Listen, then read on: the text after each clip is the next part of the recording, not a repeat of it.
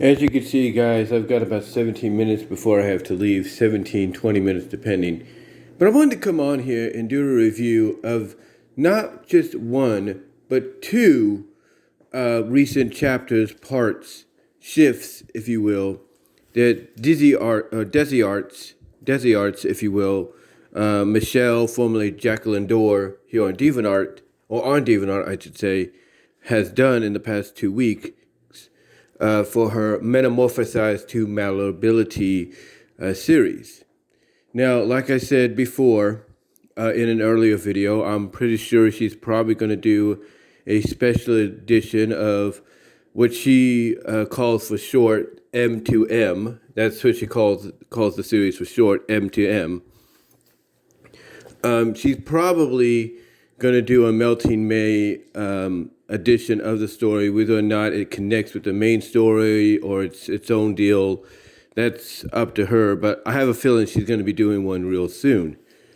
But getting back to the newest shifts, chapters, if you will, for Metamorphosed to Malleability, the recent ones, 215 and 216, are actually quite interesting because what it entails is, or what it focuses on and entails on, I should say, is the fact that Briella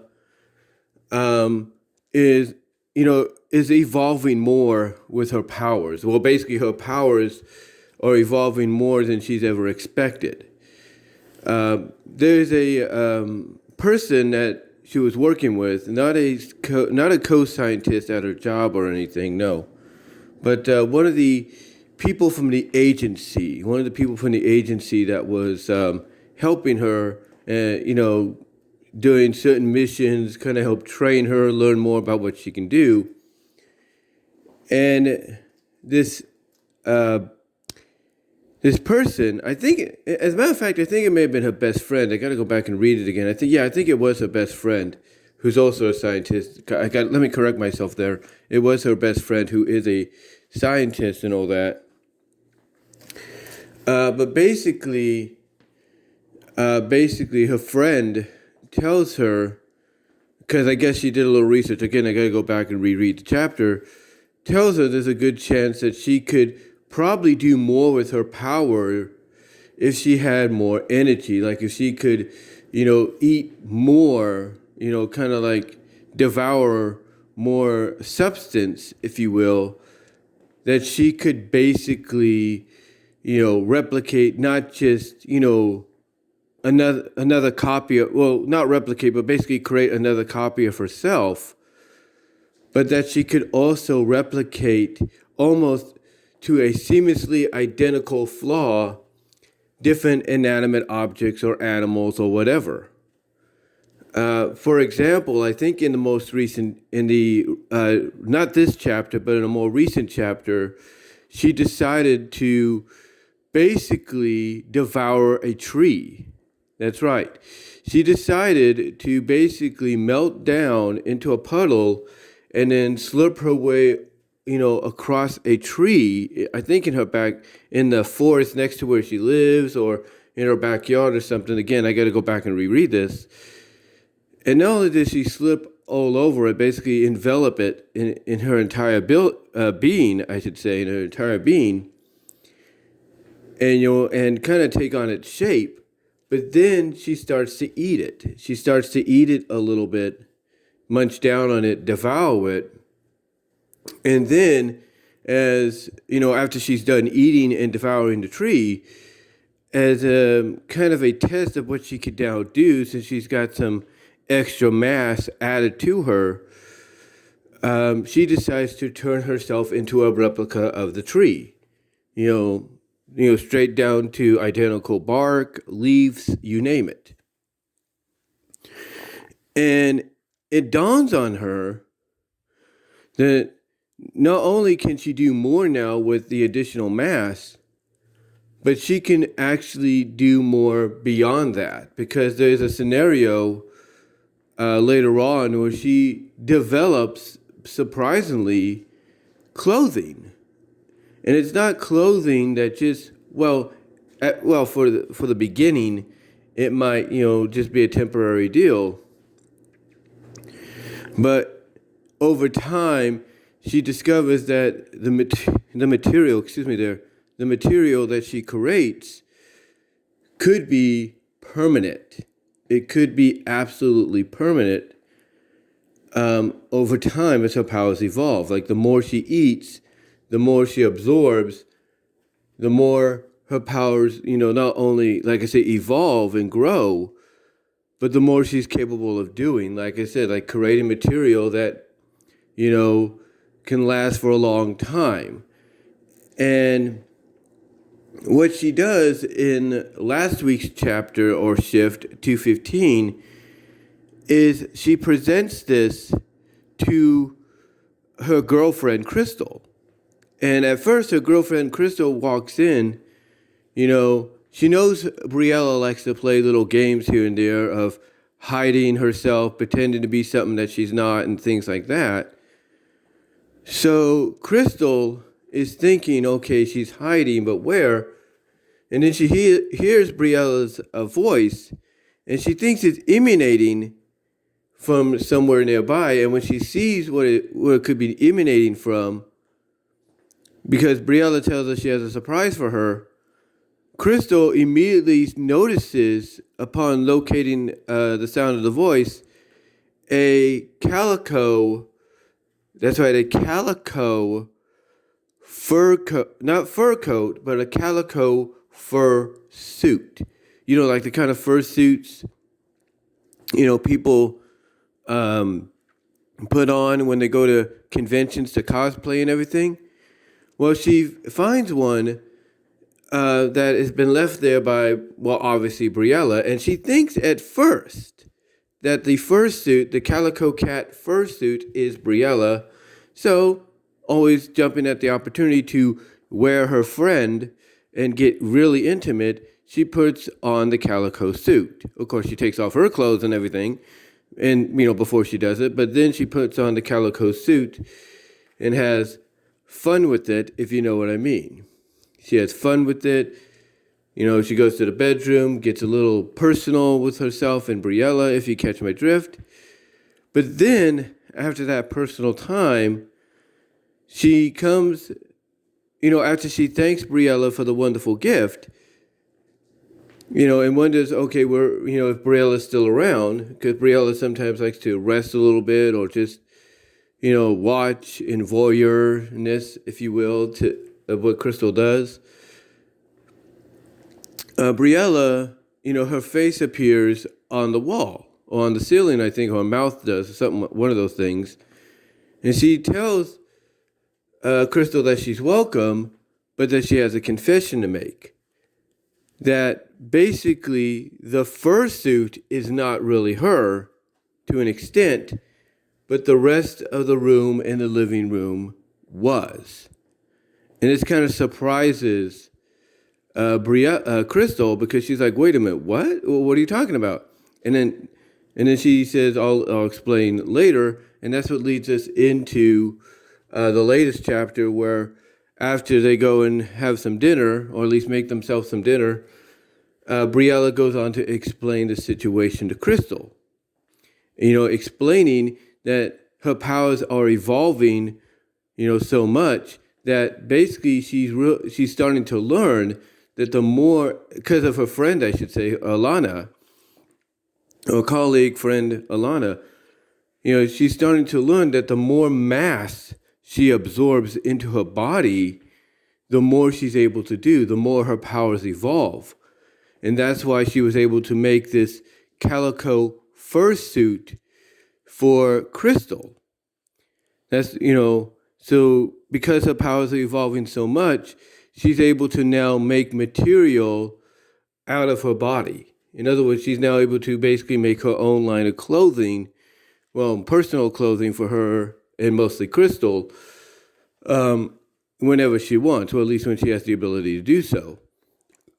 And Crystal, let's just say she's very excited about this. She's very excited about this, loves the idea, and Briella catches on real quickly, like, I've got a feeling you're going to want me to do a lot of outfits for you and everything. And Crystal immediately gives, well, I wouldn't say immediately, but according to the story, it makes it sound like it, gives Briella a long list of what she wants Briella to create for her and for both of them, to say the least.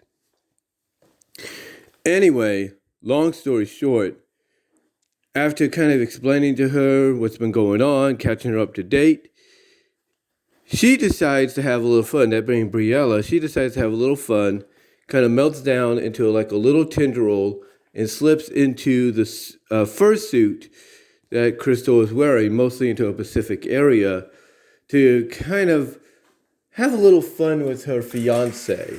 And she basically has a little fun by, basically, as a snaky, gooey tendril, she's, swirling around, tickling certain particular parts of the female anatomy, till she gets to one region at the bottom, if you catch my drift, and decides to slip inside for a little bit to kind of, give her girlfriend a little bit more pleasure, if you catch my drift, a little bit more pleasure, a little bit more attention, as the old saying goes.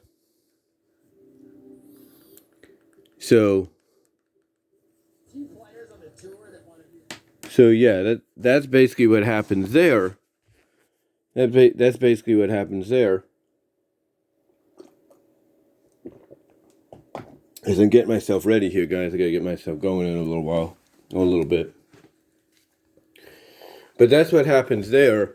And then once her friend, who apparently not only is enjoying the personal attention on the inside of the suit by Briella, not only is her friend, enjoying that, but then her friend decides to get into the act of wearing the fursuit and acting like a cat. She gets on her hands and knees. She goes meow, purrs, crawls towards, on her hands and knees, crawls towards a couch where there's a blanket, gets up on the couch, while crawling, basically like a cat a little bit, climbs up on it. She basically starts kneading, if you will, the blanket and the pillows there. And then she decides to curl herself up into a little calico ball, like a real cat going to sleep, taking a nap kind of deal. That's what she does. That's what she does, basically. And that's kind of where the story ends for a bit. Well, not exactly. That's not where the story ends. But basically, she stays that way. And this is where, like I mentioned earlier, where Crystal, in her gooey tendril form, decides to slither into a certain, under region, if you know what I mean, of the female, private area. She decides to slither inside of there for a little bit to get comfy and kind of relax herself before coming back out, and her friend is still asleep. Her friend is still asleep, like, let's say, a cat would be. She quietly slips out of that little area, and out of the suit, and decides, okay, what else can I do to test my abilities? Is to see how far she can go, thinking back to what her friend said and what she did with the tree. And she decides, you know what, I'm going to test my abilities. And she basically goes throughout the house, or mostly the living room, and I wouldn't say absorbs the furniture or anything, but she kind of moves some of the furniture or something like that. Again, I don't know if she absorbs it into her body as additional mass or something, or if she moves it around. But, but basically what she does is she decides to test out how far she could, really replicate things to be seamlessly identical. So she basically replaces a lot of the furniture in the living room, in the dining room, and I think bits of the bedroom, but mostly living room and dining room. She decides to replace most of it with replicas created by herself, or created by her because of her powers. Identical replicas. And she kind of, naughtily, it's a strange word to say, but naughtily kind of, feels that her fiance Crystal wouldn't mind, this change at all, knowing that most of the house that they're living in and most of the furniture that they're using and stuff is Briella.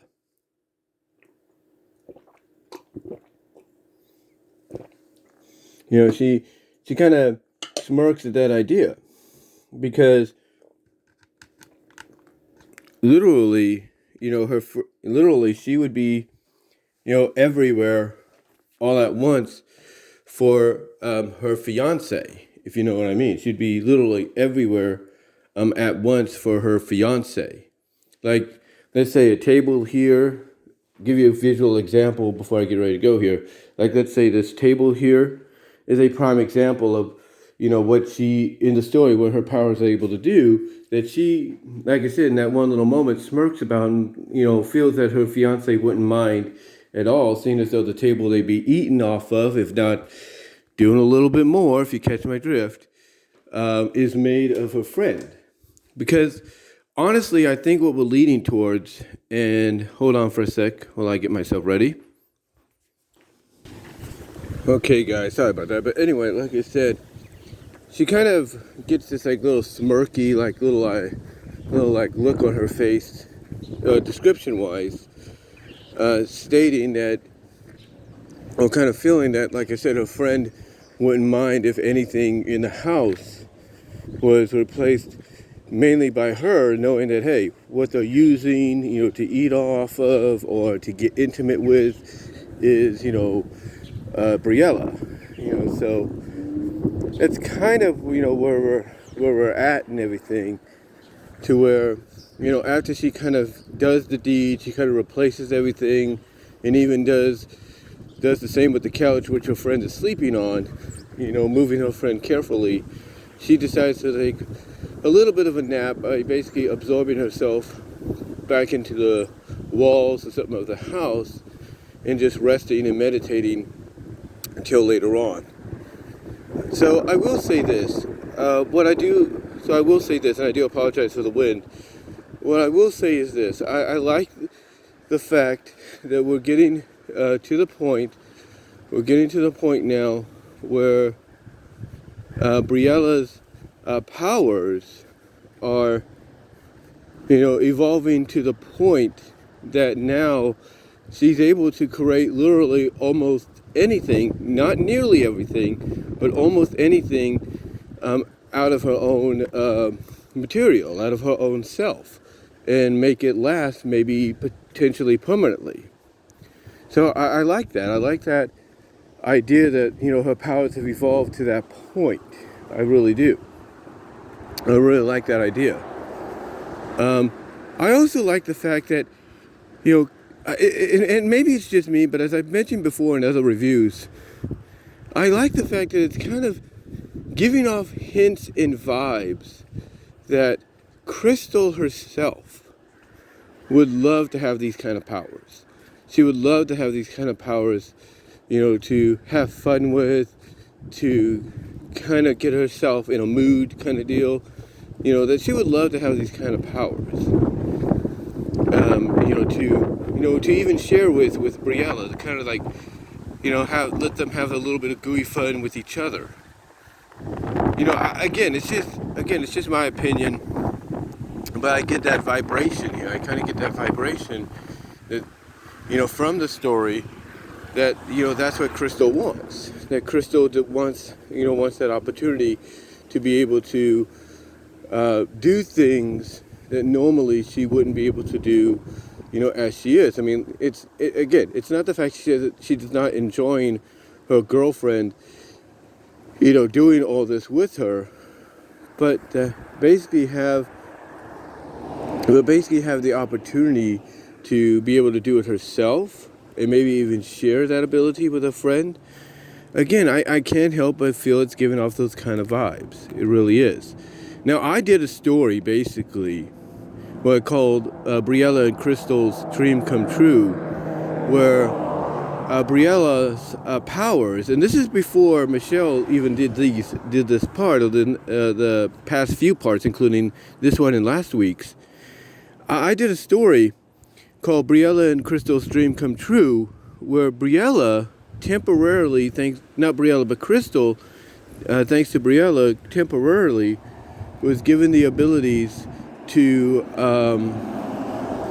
to basically become goo-like, become slime-like, and the end result was them fusing into a character called Crystalla, or Crystalla, which also at the end kind of dispersed and evaporated, and basically being a fused form, knowing where she came from and playing along with it, basically stated that as long as she's around, Briella and Crystal no longer exist. Kind of playing with the idea that, yeah, they're going to be around, they're going to exist again, but as long as I'm here, they don't, But yeah, I did a story like that, and again, just to read it back myself, it's a great story to read. It's a short little fun story, but it's actually something that, to me, I did because I feel that just like I got the vibe, just like with the vibe I got here, I feel it's something that we're leading towards, we're building towards, or Michelle at least, DeviantART is building towards in the future, but she's not letting us in on that just yet.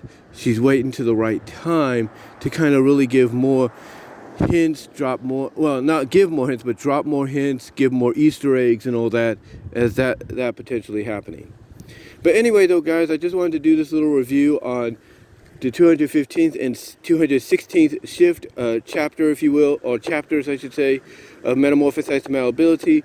Check it out on DeviantART's YouTube page, as well as check out her current story that she's got going on yearly right now in the month of May called Melty Mia. I think you'll enjoy that, as well as check out her other stories like the Unlimited stories and all that. I think you will not be disappointed. But anyway, though, guys, I gotta buy my ticket here online real quickly because my bus will be coming real soon. So until next time, let me know what your thoughts are down below, as well as in the live chat during the premiere, where super chats and super thanks, or not super thanks, but super chats and super stickers are open and would be appreciated, and where super thanks are also enabled and ready to go and to be utilized after the video premieres if you want to help donate in that way too. Also check me out at VENMO at Brian-Walmer-2 to help support me there, and at Cash App at BWRoses98. So until next time, guys, I got to get ready for my bus to show up here in a minute. I will talk to you later. You all have a good Friday.